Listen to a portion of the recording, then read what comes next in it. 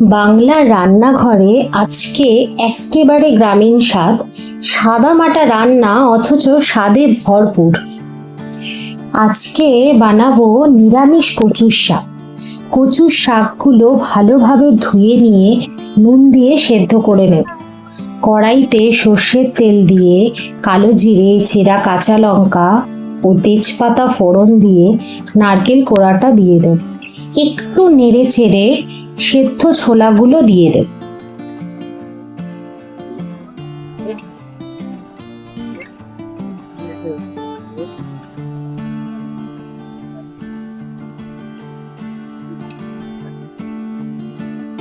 সামান্য ফ্রাই করে কচুর শাকটা দিয়ে দেব।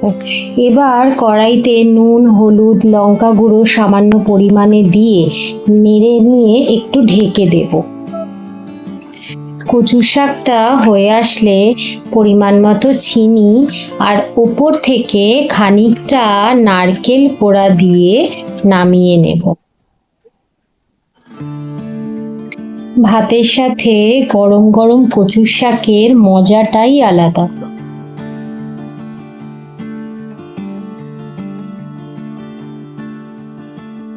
আমার ভিডিওটা ভালো লাগলে লাইক ও ফলো করতে ভুলো না।